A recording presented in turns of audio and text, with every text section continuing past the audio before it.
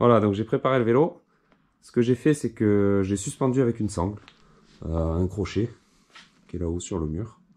Comme ça va me faciliter le démontage et au moins le vélo tiendra.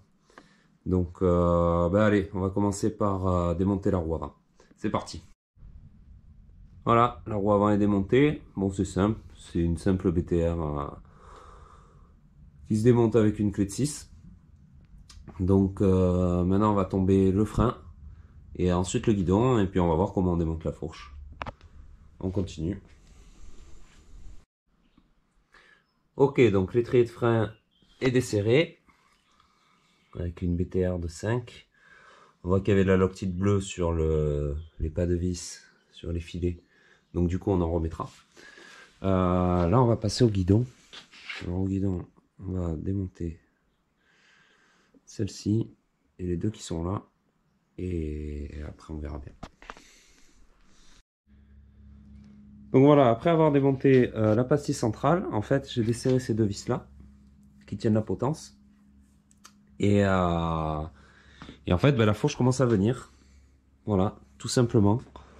Elle descend petit à petit. Donc voilà. Ah,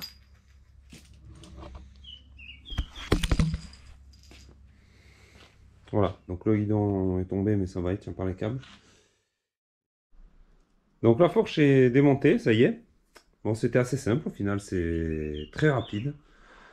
Les roulements de direction sont vraiment des roulements, en fait, sont des roulements étanches à l'eau et à la poussière. Vous voyez, comme ça, assez fin. Je m'attendais à voir, comme sur les motos, soit des roulements coniques, à rouleau, ou plutôt à billes, là, parce que c'est assez petit. Mais bon, tant mieux. Ouais. Pas les billes qui tombent de partout. Voilà pour dessous. Là, les trois bagues qui étaient en dessous du guidon, plus le cache-poussière pour le roulement supérieur. Et là, du coup, les deux fourches, côte à côte, ça fait une sacrée différence. Une 160 à droite et une 170 à gauche. Ouais, on voit bien la différence. Elle est bien plus grosse, bien plus massive celle de gauche. Voilà, donc on va utiliser pour la couper un coupe-tube comme ceci de plomberie. Tout bête, j'en ai trouvé un qui traînait dans le garage. Donc on va mesurer la taille de cette colonne de direction. On va la reporter ici et couper à la bonne longueur. Allez. Donc la mesure est bonne. Ce qui reste à faire, c'est pas évident en tenant la caméra, de tourner. Voilà. Et au fur et à mesure, on resserre. Bon, vous avez compris le principe. Je pose la caméra et au moins.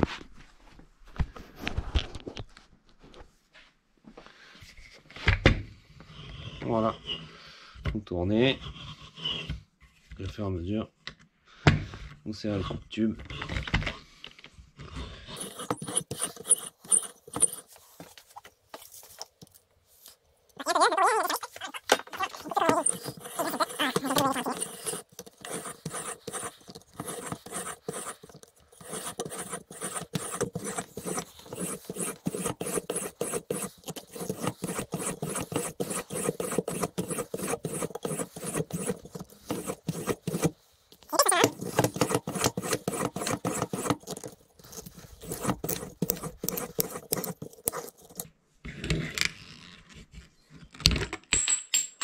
Et voilà, il a lâché. Bon, c'est bien épais. Voilà, la coupe est bien nette. Il n'y a pas de problème. Un peu de bavure à l'intérieur. On va limer tout ça. Et on va passer au remontage.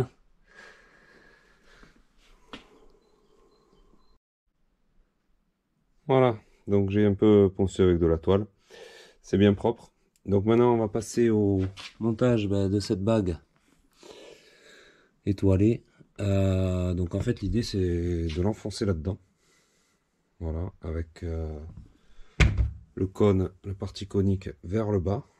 En fait la bague va s'enfoncer et une fois qu'elle y sera, elle ne pourra pas remonter. Ce qui permettra de venir visser cette vis. Voilà, donc ce que je vais faire, je vais prendre une douille au bon diamètre. Donc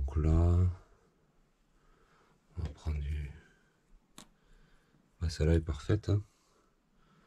C'est une douille de 10 en Facom. Une rallonge pour être un peu plus efficace. Voilà, j'y monte une rallonge et je vais prendre un maillet et je vais enfoncer tout ça. Bon, je vais poser la caméra parce que je pourrais pas filmer cette opération. Je vous montre quand c'est fini.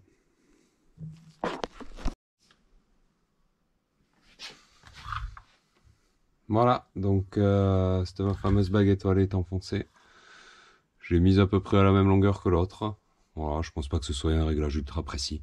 Le tout c'est de pas trop l'enfoncer, que la vis puisse toujours se visser et suffisamment l'enfoncer pour que elle puisse se tenir en fait et qu'elle ait suffisamment de matière.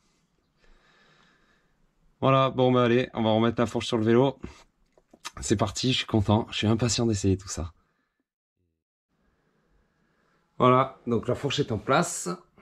J'ai procédé les étapes inverses du démontage. Ce que j'ai fait, j'en ai profité pour mettre un peu de graisse sur les roulements inférieurs et supérieurs. Non pas que ça les graisse, mais que ça les protège de la rouille en fait, parce que le roulement inférieur, il avait quelques traces de rouille. Bon, c'est extérieur, hein, mais tant qu'à faire, le fait de mettre un peu de graisse, ça fait pas de mal. Ce qu'on va faire, on va monter la roue directement, l'étrier de frein, et après on réglera le guidon, et puis on fera le serrage définitif. Donc l'étrier de frein est monté, c'est un 4 pistons que j'ai. Alors en fait, la fourche est déjà prévue pour des disques de 200 mm. Moi le mien fait 203 mm. Et en fait sur l'ancienne fourche, il était monté avec une patte comme ça, qui permettait de porter l'étrier. Et là du coup il a fallu que je la retire pour pouvoir monter mon étrier sur cette fourche, parce que sinon elle était beaucoup trop loin du disque. Donc j'ai mis des vis plus courtes, et ce que j'ai fait pour le montage, en fait j'ai approché les boulons, j'ai mis la loctite dessus, j'ai freiné afin de verrouiller l'étrier et que l'étrier se centre sur le disque, et ensuite j'ai serré mes deux boulons de fixation avec le frein activé pour pouvoir être sûr que mon étrier ne bouge pas. Voilà, je sais pas si c'est la bonne méthode, mais ça me semble logique de faire comme ça. Donc maintenant ce qu'on va faire, on va poser le vélo, on va serrer la coupelle du haut, histoire que le ponté descende bien sur la fourche, que ça plaque bien la fourche. On va la mettre en couple aussi, et après on serrera les deux petites vis sur le côté au couple aussi. On va bien aligner la roue avec le guidon, parce que là c'est pas du tout le cas. Et puis on aura fini, voilà. Il restera les réglages de fourche. Je continue.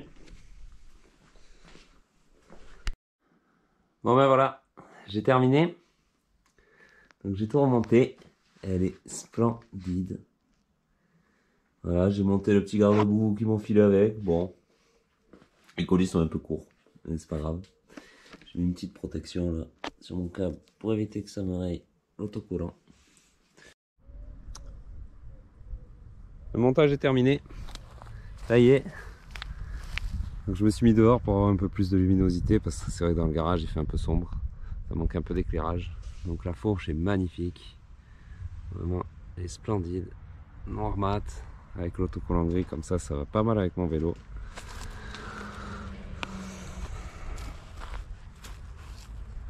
Donc comme je disais, à droite, le réglage de la compression. Il y a 5 crans.